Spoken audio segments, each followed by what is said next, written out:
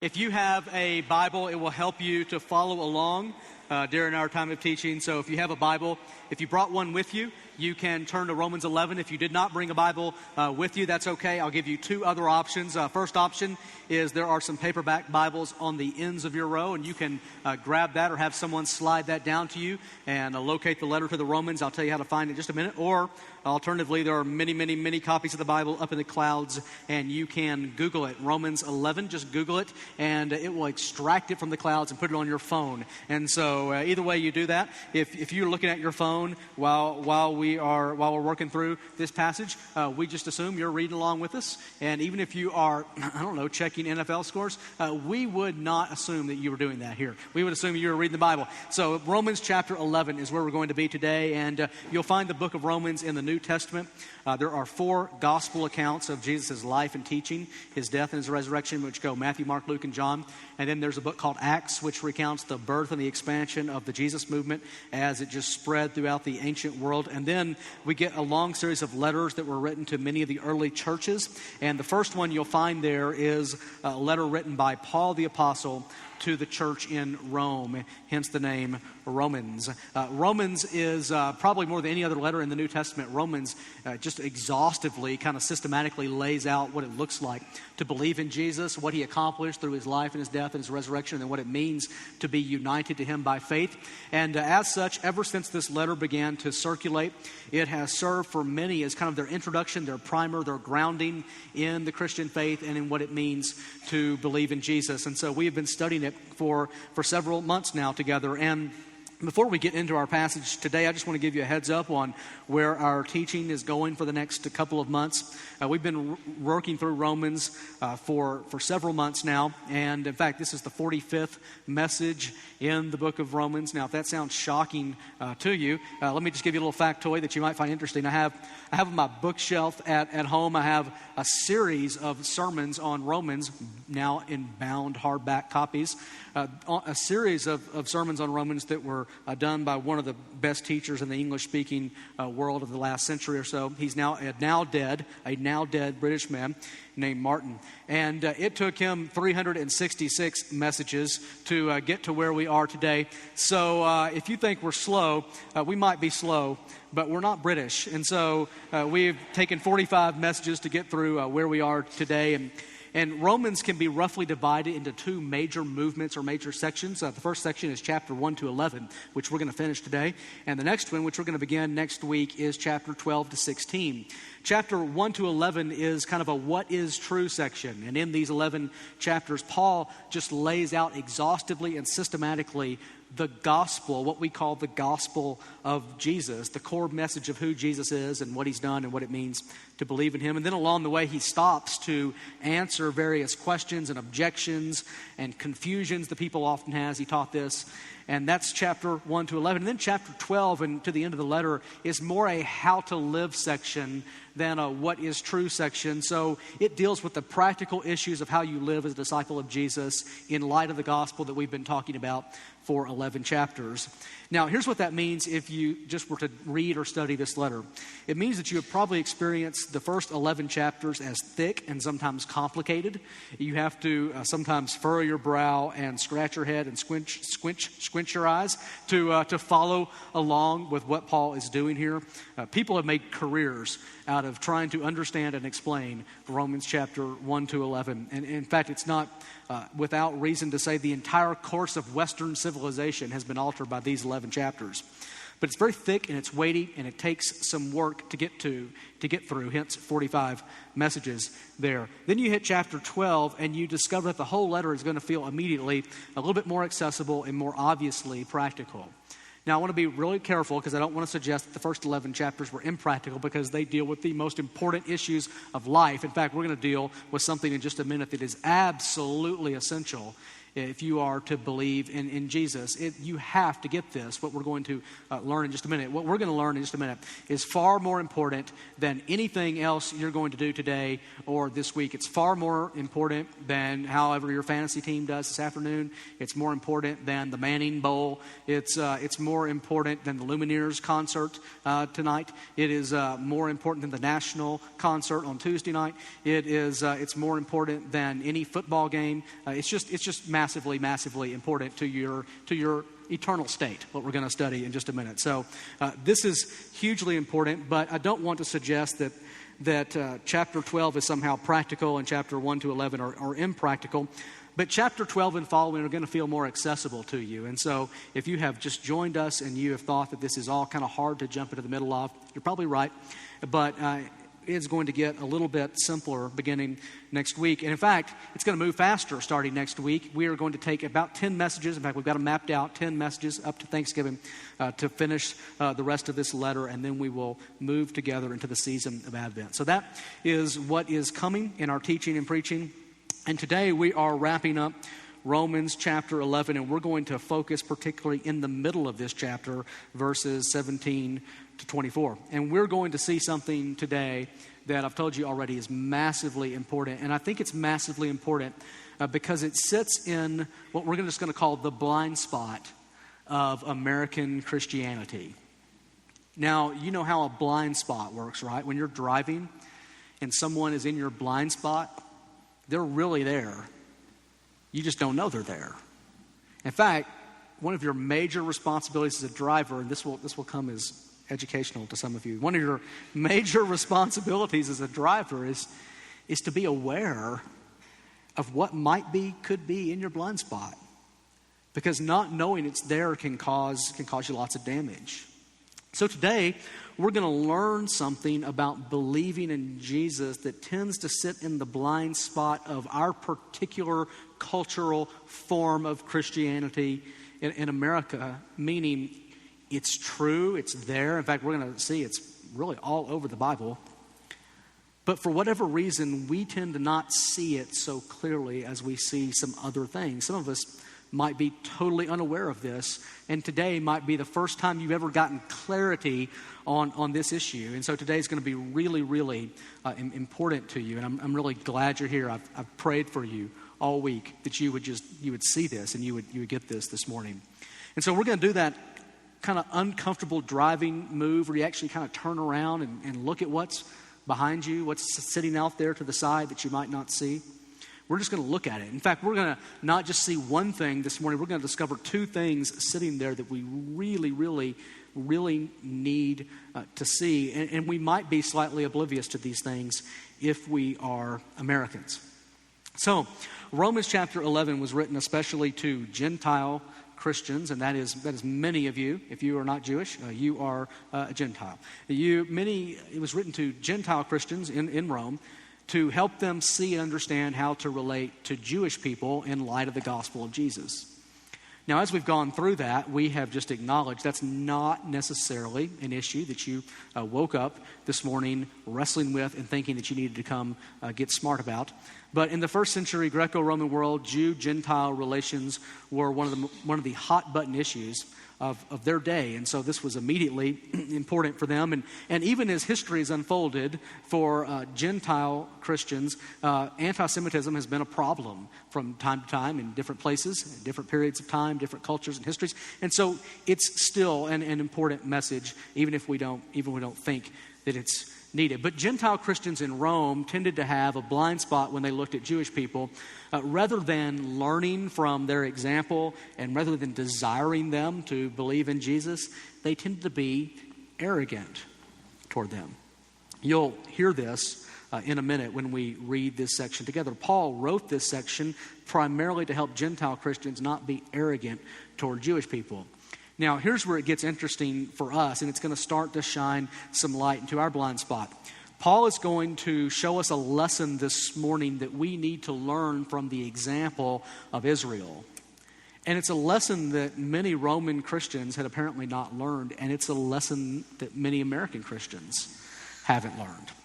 So even though this is perhaps the strangest section in this letter, right here in the middle of that, we have a lesson about faith in Jesus that is incredibly, incredibly urgent for all of us. And so here's how this is going to come to us this morning. Paul is going to be comparing the people of God to an olive tree. Now just go with it. It was the most common tree in the Mediterranean world, so it's an accessible metaphor for the Romans. He's going to compare the people of God to an olive tree. And he's going to show us that many native branches of that tree, the people of Israel, were broken off from that tree because they didn't believe in the Messiah Jesus. And then many other non-native branches, he's going to call them wild olive shoots, meaning Gentiles, weeds, were grafted into the olive tree. And so he's going to ask then, what lessons should wild branches like Gentiles learn from native branches like Israel who were broken off from the olive tree? That's the question.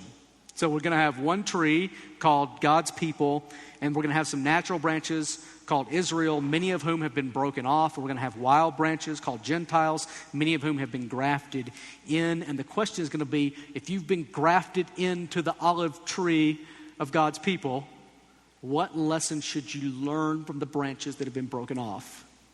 Now, I think this will make sense when we read it together. And so before we learn the lesson, I just want us to read the whole section together. So if you have a Bible or you've extracted from the clouds, start reading with me in Romans chapter 11, verse 17. Here's how Paul says it. But if some of the branches were broken off, and you, although a wild olive shoot, were grafted in among the others, and now share in the nourishing root of the olive tree, do not be arrogant toward the branches. If you are, remember that it is not you who support the root, but the root that supports you. Then you will say, branches were broken off so that I might be grafted in. That is true. They were broken off because of their unbelief, but you stand fast through faith. So do not become proud, but stand in fear or stand in awe. For if God did not spare the natural branches, neither will he spare you. Note then the kindness and the severity of God. Severity toward those who have fallen, but God's kindness to you, provided you continue in his kindness. Otherwise, you too will be cut off. And even they, if they do not continue in their unbelief, will be grafted in. For God has the power to graft them in again. For if you were cut from what is by nature a wild olive tree and grafted, contrary to nature, into a cultivated olive tree, how much more will these, the natural branches, be grafted back into their own olive tree?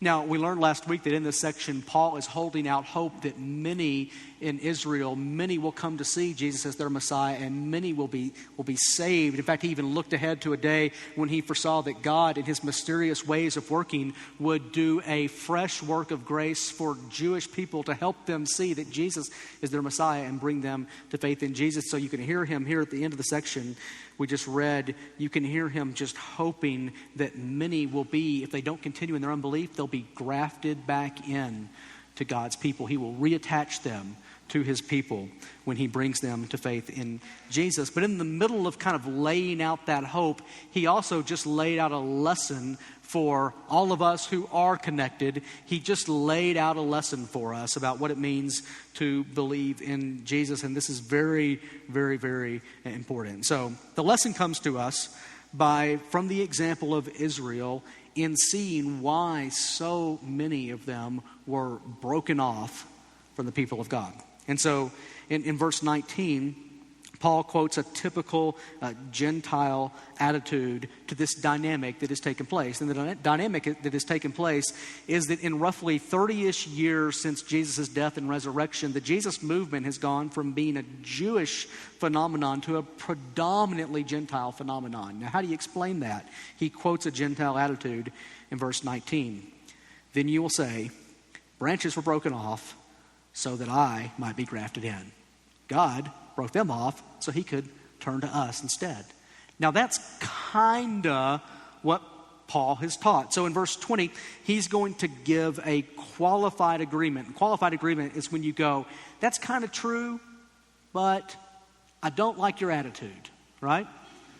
Once when I was a fresh grad school student, like 20 26 years old. I was a fresh grad school student. And I remember sitting in a class where I thought I had obtained a new level of insight and knowledge into the theological understanding of this Bible. And so I made a confident assertion of something in the class. I raised my hand, spoke up, made a confident assertion of something. And the professor looked at me. It was a big class, and I was not afraid to talk. And the professor looked at me, and he said, "You're right, but I don't like you." It's kind of what Paul is going to do here in verse 20. It was very humbling to be right and disliked. He said, "That is true.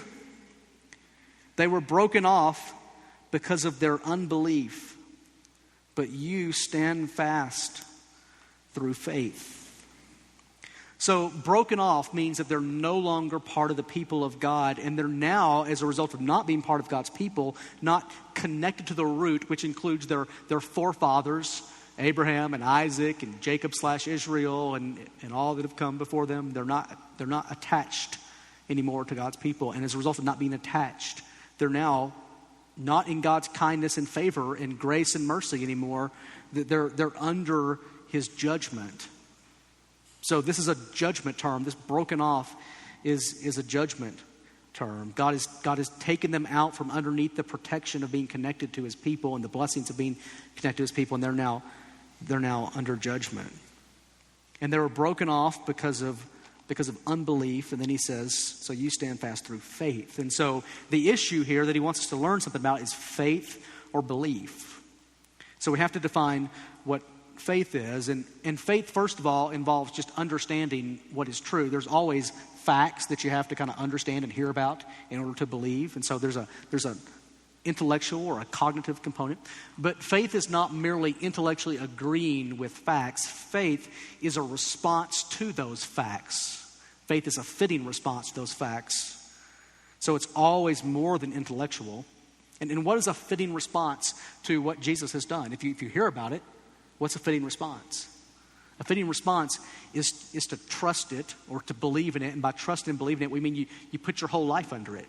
So now you come to Jesus for your salvation, and you come to Jesus for your life, and you come to Jesus for your connection to God, and you put every bit of your life under him, which Paul is going to start to unpack in Romans 12, 13, 14, 15, 16. He's going to start to unpack exactly what that looks like in some very, very practical issues. So you just trust him with your whole life. That's a fitting response. Now here's what happened then with Israel. God sent Jesus, their Messiah, to them. Many of them did not believe he was the Messiah, and then they rejected him. They refused to think that they needed him. They said, we don't need a person or a Messiah like that. That's unbelief. So when you hear about Jesus, when you hear about what he's done, when we're talking today about what he has done for you on the cross, which we're going to talk about here in a minute, and if you go, I just don't know that I need that, that's unbelief. And so when their Messiah came to them and they didn't believe in him, God broke them off from his people, and then he began to bring others in who did believe. Now, what lesson does that teach us? Well, Paul's going to say it two ways. He's going to say it first in terms of here's what you should learn from that way, and then he's going to say it in here's what will happen if you don't learn from that kind of way. So first, let's look at here's what we should learn, and it comes to us in verse 20. He says, that is true, they were broken off because of their unbelief, but you stand fast through faith. Now, Paul originally wrote this in Greek. Greek was kind of the lingua franca, the widely spoken language of the day back then. English, not many people hablaed English back then. And so everyone hablaed Greek. And so Greek was kind of the common language. He wrote this in Greek. And in his original Greek in which he wrote this, stand fast is one Greek word, which literally means to stay in the same place. So stand fast through faith means stay in the same place through faith, or it means keep on believing, or it means continue to believe and to trust in Jesus. Continue to keep your life under him. Stay connected to him. Keep on trusting him.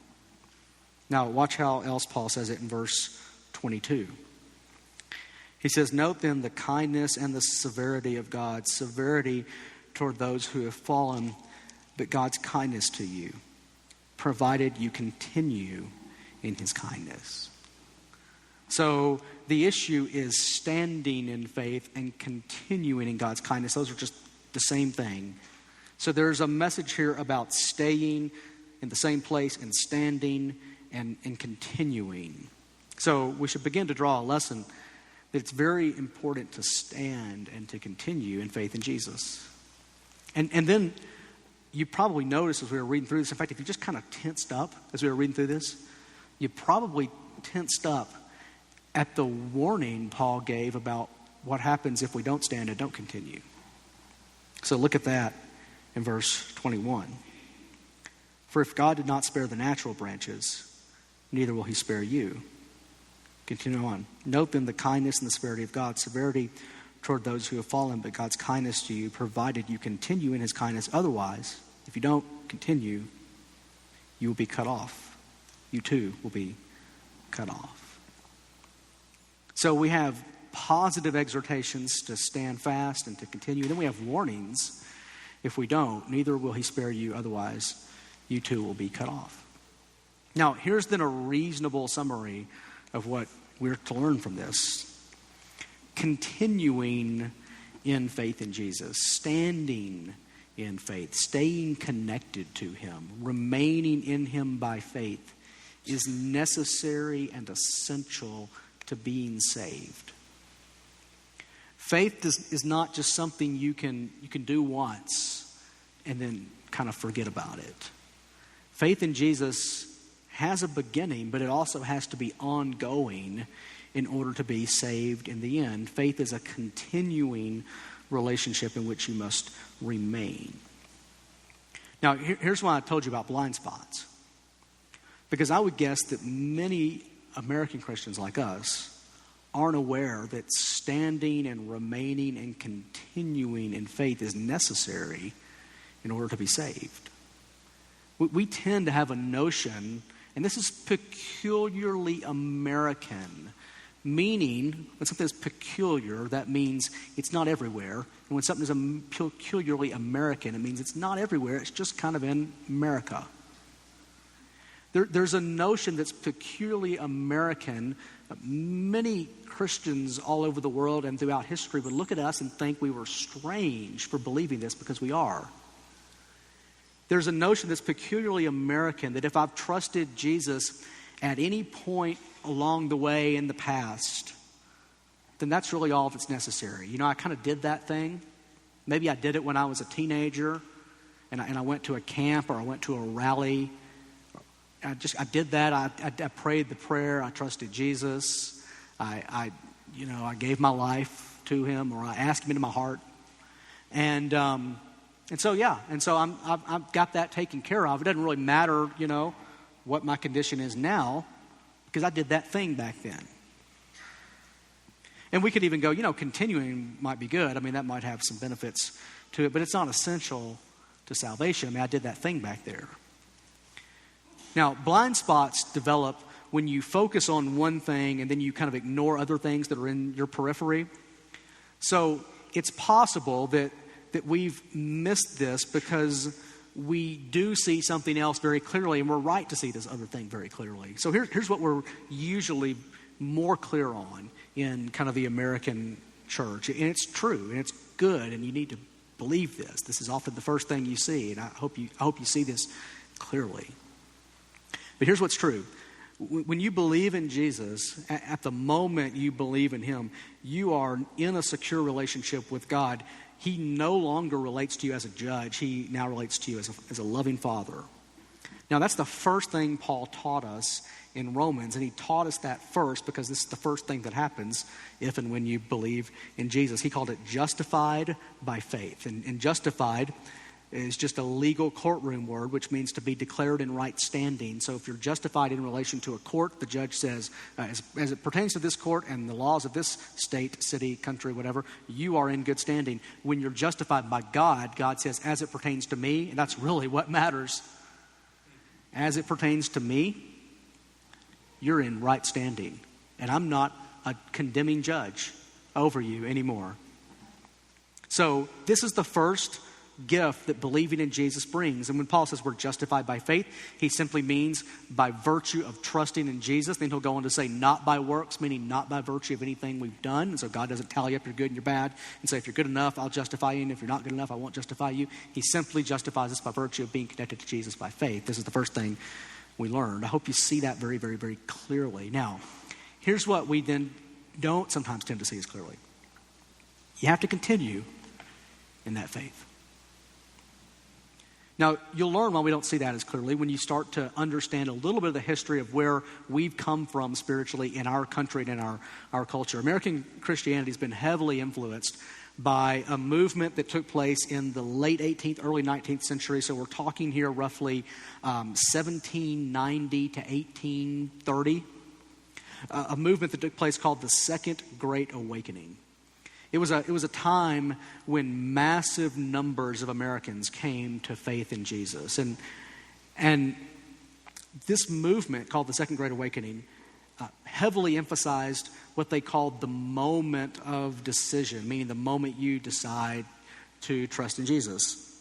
And this movement was so widespread that it still influenced how we talk about faith today. In fact, the most famous modern preacher in America is probably a man named Billy Graham. Have any of you heard of him? Billy?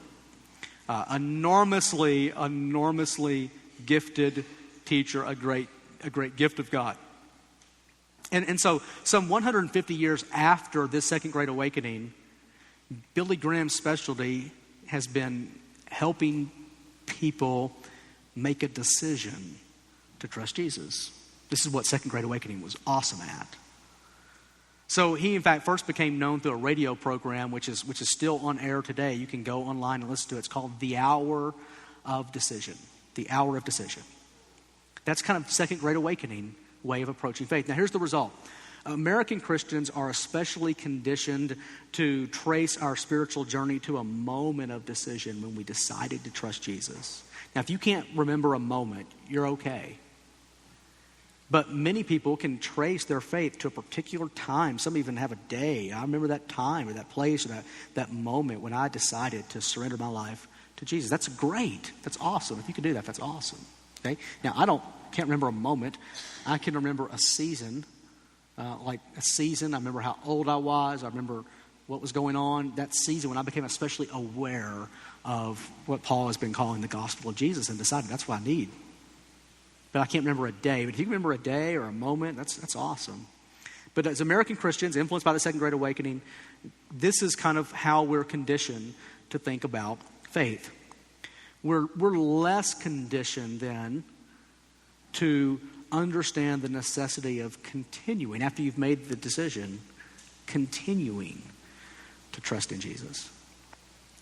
But if you just start reading the pages of the New Testament and kind of look into the blind spot a little bit, you'll start to see this theme everywhere, this necessity of continuing.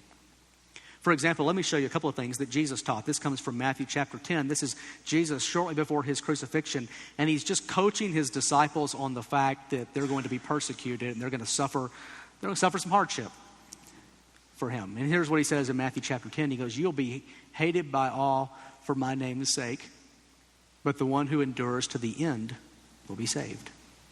So Jesus is teaching his disciples the necessity of enduring to the end. He's going to say it a different way in John chapter 15. This is also shortly before his arrest and crucifixion. And he's coaching his disciples again. He says, "Abide in me and I in you." And the word abide is just another word that means remain or stay. So remain in me and I in you. As the branch cannot bear fruit by itself unless it abides in the vine, neither can you unless you abide in me. He's saying, unless you stay connected to me, you're not going to bear any fruit. I am the vine and you are the branches. Whoever abides in me and I in him, he it is that bears much fruit. For apart from me, you can do nothing. If anyone does not abide in me, here's the warning, same rhythm Paul kind of had. If anyone does not abide in me, he's thrown away like a branch and withers, and the branches are gathered, thrown into the fire and burned. That was Jesus' imagery that he often used for judgment. So he's teaching kind of the same thing, the importance of abiding or remaining. Now, Paul will say it many different ways in his letters. And here's an outside Romans example from the letter to Colossians. And Paul wrote Colossians when he heard about a lot of people in a region called Colossae who had come to believe in Jesus. So he wrote them a letter, and this is how he begins introducing the letter. He says, "You who were alienated and hostile in mind, doing evil deeds, he," meaning God, "has now reconciled in his body of flesh by his death, in order to present you holy and blameless and above reproach before him, if indeed you continue in the faith, stable and steadfast, not shifting from the hope of the gospel that you heard." So being reconciled, being blameless, and being presented to God, ultimately blameless and above reproach, in order for that to happen, you have to continue in the faith and not shift from the hope of the gospel that you heard. Now, we also have a whole letter in our New Testament that is written to Christians around this issue. It's the letter to the Hebrews. Many people think Paul wrote Hebrews. I tend to think that's a pretty good hypothesis. One of our other pastors, Dave, who is a New Testament scholar, doesn't think that Paul wrote Hebrews, so he's probably right, and I'm probably wrong about that. But this whole letter to the Hebrews was written to particularly Jewish Christians who were undergoing persecution, and it was written to urge them about the importance of remaining and staying connected to Jesus by faith. It was written to help them endure. And here's the way the author to the Hebrews says it in Hebrews chapter 3. He says, "Take care, brothers, lest there be in any of you an evil, unbelieving heart leading you to fall away from the living God. But exhort one another every day, as long as it is called today, that none of you may be hardened by the deceitfulness of sin. For we have come to share in Christ, if indeed we hold our original confidence firm to the end." So you can see from all of these teachings, you can see the importance of holding your original faith, staying, remaining, enduring to the end. Now, this raises all kinds of questions for us. And I wish we had another hour to just deal with all the questions, but I don't think you would forgive me. So let me just deal with them shortly, briefly. I think one of the questions this raises is the question of, can you lose salvation? Can you lose your salvation? Does being cut off then mean you had it and then you lost it? And I don't think that's what it means. And here's why. Notice how it's stated here at the end of Hebrews 3. We've come to share in Christ if. And so he's going to tell us something by which we can know if we've come to share in Christ, by which you can know that you have come to share in Christ. Here's how you can know. If indeed we hold our original confidence firm to the end. So you could say it this way for right now. You know you've come to share in Christ if you are still believing in Jesus today. Okay? So holding your confidence firm to the end is the evidence that you've come to share in Christ. Now, I think that's how you then begin to reconcile the fact that when we believe in Jesus, we are secure, and we're taught you can't lose that. That can't be taken away from you. And at the same time, we're given this condition that we have to endure. You can begin to reconcile that apparent tension by coming to understand that the enduring is the evidence of the believing. So if you discontinue believing, it's not that you lost something, not that you lost salvation, it's that you probably never had it to begin with. So here's what happened to Israel. Here's what happened to people in Israel. They weren't saved and they lost it. Rather, they had been born into the community called the people of God. They had been born into Israel. They participated in that community, in that nation. Among those people, they heard about Yahweh from an early age. They experienced some of the blessings of being connected to God's people. But then when they rejected their Messiah, they proved that they didn't really know God.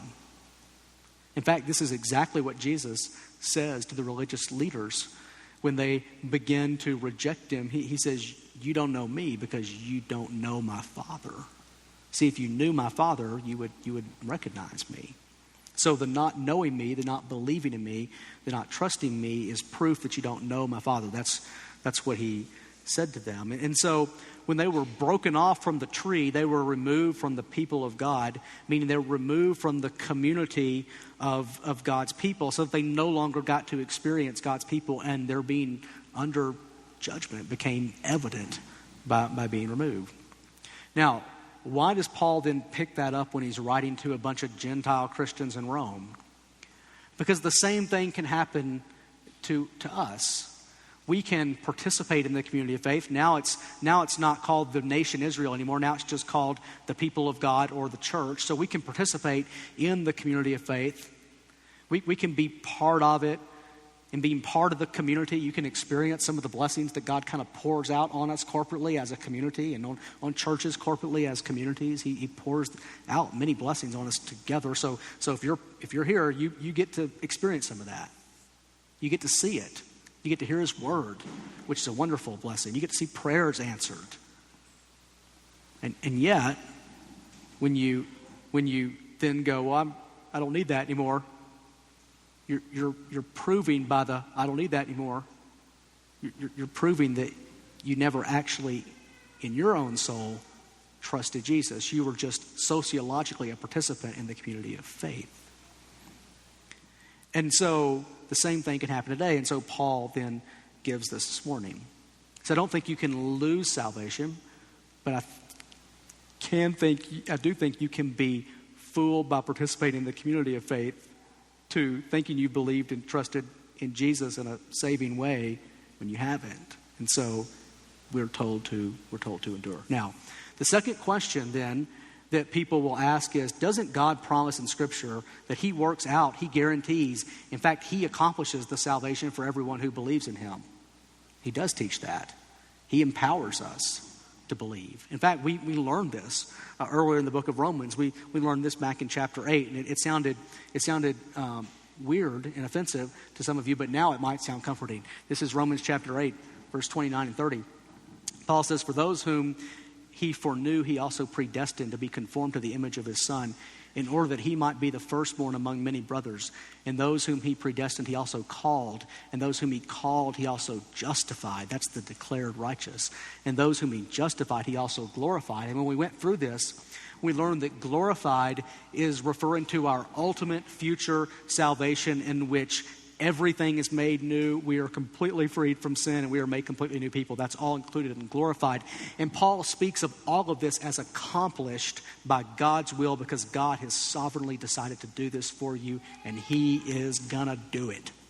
That's what we learned in Romans chapter 8. So then when we read the warnings that we have here and the exhortations to endure, we start to go, well, why do we have this threat of being cut off if God's doing it for us, right? That's what you start to ask. Well, and here's how these fit together. In order to get you to glorified, God uses means. Do you know how to use means to get to something? Let me give you a picture. In my limitedly sovereign will, I decided this week that I would go to see my family for Thanksgiving. And so I didn't just say, I'm going to go visit my family for Thanksgiving. Let it be done. As soon as I made that decision, I got online and I bought a plane ticket. Check. Bought the plane ticket. And then on Thanksgiving Day, I will get on a plane and I will fly there to see my family. And then as soon as Thanksgiving Day is over, I'll get back on the plane and I'll come home really fast. Right? Now, my purchasing of the plane ticket and my getting on the plane is me using means to accomplish what I've already, in my limitedly sovereign will, decided will be accomplished. So God has ordained your salvation and decided to accomplish it, and he uses means to accomplish it. And one of the means that he uses to accomplish it is that he tells you, he gives you instructions that you have to endure, and he gives you warnings about what will happen if you don't endure. So these instructions and these warnings are God's means to exhort you forward into what he's already decided to accomplish for you. And so here's what Paul wants us to learn from Israel. We need to endure in faith. You have to endure to the end in order to be saved. Now, why is he telling us that? He's telling us that because we will all be challenged at times not to endure. We will all face times when we're like, I don't know that I need this. Or if this is how this is going to go, I don't know that I need this. So some of you will be challenged by disappointing circumstances of your life or suffering or pain. And you will say, okay, if this is how God is going to let my life go, I don't know that I need this. I mean, if this is going to happen to people who believe in Jesus, well, I don't know that I need this, God. So some of you will be tempted by suffering. This is what was happening in the book of Hebrews. If you want to read a letter written to people who were suffering and struggling to endure, this is what was happening. They were being persecuted, and they were saying, well, if God's going to let that happen to us, I don't know that we need this faith in Jesus thing. And the author to the Hebrews writes it to them to say, this suffering, this persecution that you're enduring, it is light and momentary compared to the eternal salvation that you're going to have. And so endure. You need to endure. Some of you will be challenged not by suffering at all, but just by love of other things. You'll just say, you know what? I can have a pretty good life without this. So I don't know that I need that. That's the common Denver form of unbelief. I mean, if you can play in the mountains anytime you want to and take your golden retriever with you and live in a bungalow and have a Subaru, why would you need God? And the Broncos have a great quarterback. I mean, really, why would we need God when we have Peyton Manning?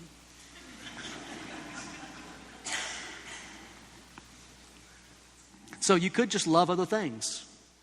You could go, man, if I could have that man or that woman as my sexual partner, I mean, God might say I can't do that, but why would I need him if I can have that? This happens all the time. People are comfortable that they don't sense their need for God. So some of you will be challenged just by love of other things. There's one place in Paul's letter where he says, Demas, that was someone's name, Demas in love with the world has left us. Demas' problem wasn't that he was suffering. Demas' problem was that he just liked other things. Some of you will be challenged by irritation with Christian people. Some of the olive tree will not taste so sweet or treat you so nicely. Some of you will be outright wronged. There will be injustice committed against you in the church. Others of you will just be irritated with Christian people. Every time I listen to like Christian rock, I just get irritated with my brothers and sisters. Contemporary Christian music, CCM they call it. CCM is irritating. Many Christian books are irritating. The Christian subculture, there's like a whole cottage industry of Christian stuff. Irritating to me. All of that stuff is not just irritating, it is a threat to my eternal salvation, because I will say, well, I mean, if I got to love those people, I don't know that I need this. Some of you will be not just irritated, you'll be massively wronged. There will be the church that did that to you, the pastor that did that to you. And what Paul wants you to see is, but you have to endure trusting in Jesus. You have to endure. Now, there's a second lesson here for us, and it doesn't just tell us then here how to endure. It tells us something that's actually very essential to being able to endure. And this thing that's very essential to being able to endure also sits in kind of the blind spot of American Christianity. So in just a couple of minutes that we have left, I want to show you this other thing that's really, really essential. You'll hear it in verse 20. He says, that is true, they were broken off because of their unbelief, but you stand fast through faith. So do not become proud, but fear. Some of your translations might say stand in awe, but the Greek word is fear. Now, fear doesn't just mean like, psychologically damaging fear. It means proper reverence and respect for God is God. He'll unpack it a little bit more of what this looks like in verse 22. He'll say, note then, and the word note is way too weak. It ought to say like look at, in big letters, or behold, that's the Bible word, behold. The word behold appears hundreds and hundreds and hundreds and hundreds of times in the Bible. Look at, then, the kindness and the severity of God. Severity toward those who fall, but God's kindness to you, provided you continue in his kindness. So we're told to look at his kindness and his severity. Now, when we hear severity, we tend to think harshness. But that's not what the word means here. It doesn't mean harshness. It doesn't mean overreaction. It doesn't mean crankiness. It means seriousness, weightiness, particularly in this case, God's seriousness in judging sin. So Paul's saying, notice then, God is both extremely, extremely, extremely kind and gracious, and his judgment is real. And it's serious business. This is our blind spot as American Christians. Conventional wisdom among American Christianity is that we need to hear about the love and the mercy and the kindness and the goodness and the graciousness of God, but not about his severity and judgment. That will scare people. If you talk about the fact that God judges, that'll scare people.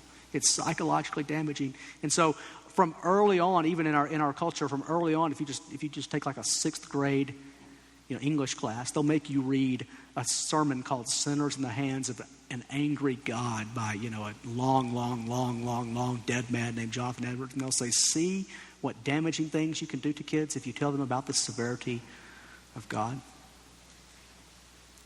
And yet all over the Bible, God thinks you need to know about his severity in judging, not his harshness, but about how seriously he takes sin and how serious he is in executing judgment. He thinks you need to know about that. He's smarter than most of your preachers. And so, from the very first time he began to reveal himself to his people was after he called them out of slavery in Egypt, and he revealed himself through Moses, their leader. And this is what he said to Moses when Moses asked if he could just see his glory, and God says, well, you can't see it, you'll die. But I'll hide you in the cleft of a rock, I'll pass behind you, and I'll let you have a fleeting glimpse of my glory. And here's how he did it. The Lord descended in the cloud and stood with him there and proclaimed the name of the Lord. And the name of the Lord is his character. It's who he is. The Lord passed before him and proclaimed, the Lord, a God merciful and gracious, slow to anger, abounding in steadfast love and faithfulness, keeping steadfast love for thousands, forgiving iniquity and transgression and sin. You could call this his kindness. But who will by no means clear the guilty, visiting the iniquity of the fathers on the children and the children's children to the 3rd and the 4th generation. That's not an overreaction. That's just how serious he takes sin. So God reveals himself as both merciful and merciful without in any way compromising his justice or his seriousness in judgment. He thinks you need to see both of those things. Now, so let's talk about the severity. Let's talk about the judgment. What is God's goal in showing you his judgment? What is his goal in making you fear? His goal is to help you see how kind his kindness is, how really merciful his mercifulness is, how really gracious his graciousness is, because his graciousness is not just a general benevolence, it saves you from his judgment. His kindness is not a general kindness, it saves you from his judgment. So his goal is always in showing you his severity. His goal is not to make you angry. His goal is not to irritate you. His goal is not to psychologically crush you and damage you like a 6th grader reading a sermon. His goal is to lead you toward his mercy and to magnify his mercy towards you so that you'll see how merciful his mercy really is. That's why Paul has told us to notice then his kindness and severity, because noticing his severity then helps keep us in his kindness, because we take very, very, very, very, very seriously the danger of not being in his kindness. And so, even in showing you his severity, God is doing that to help you help you stay into his kindness. And evidently knowing that God is a God who judges those who don't continue in faith is the means he uses to help us continue in his faith. Now, how does that happen? Because it helps us to keep from taking his kindness for granted. Have you ever been like in a relationship where someone took you for granted? It's not the best kind of relationship to be in. If you're in a marriage and you haven't heard "I love you," you haven't been affirmed, you haven't been told how wonderful you are, your strengths, your gifts, your beauty hasn't been just talked about from your spouse in a while, if you haven't been given anything to show their affection, you're in a bad marriage.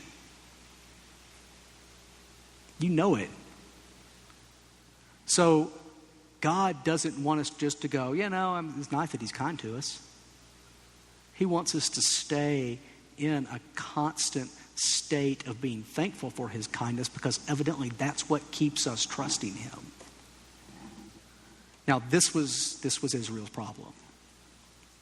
This is how, when their Messiah came, they went, we don't need that.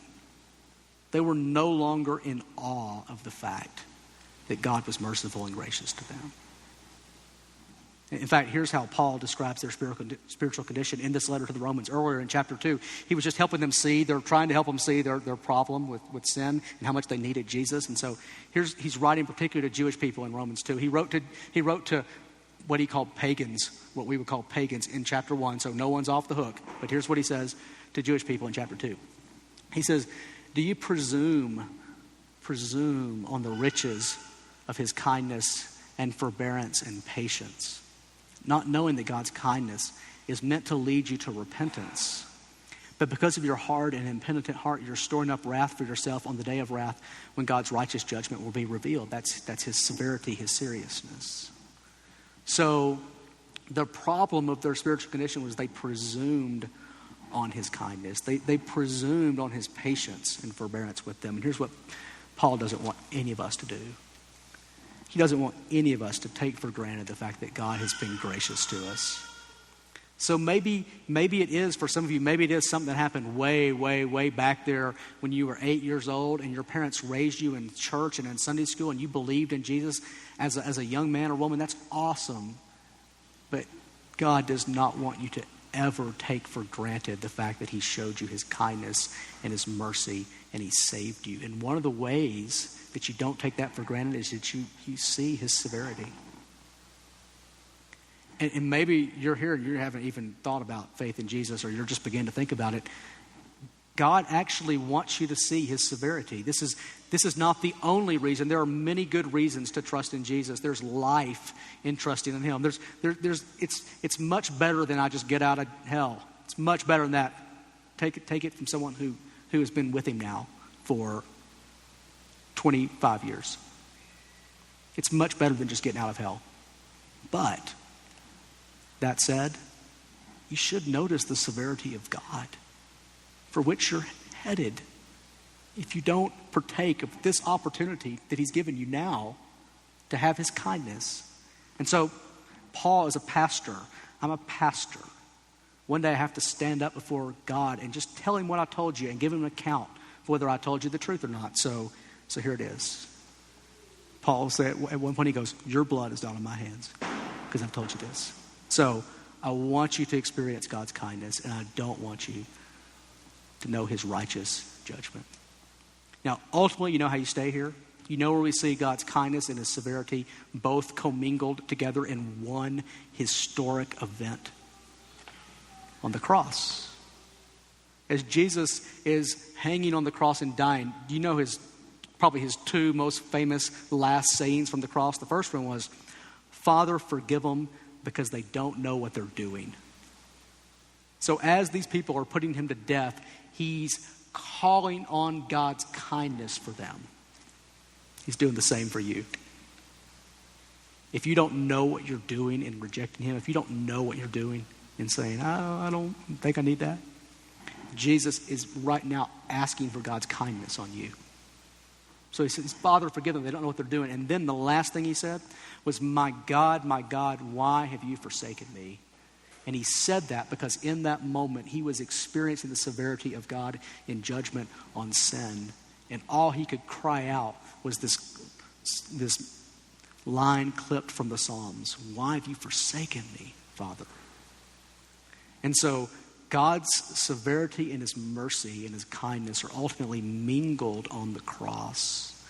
And they're mingled there in a way so as to push you and to draw you and to woo you toward his kindness. And so as you're going through this life and you know that you've got to endure, then the way to endure is ultimately to keep your eyes fixed perfectly on the cross, where you will see how serious God takes sin, but you'll also see how much he loves you and is kind towards you.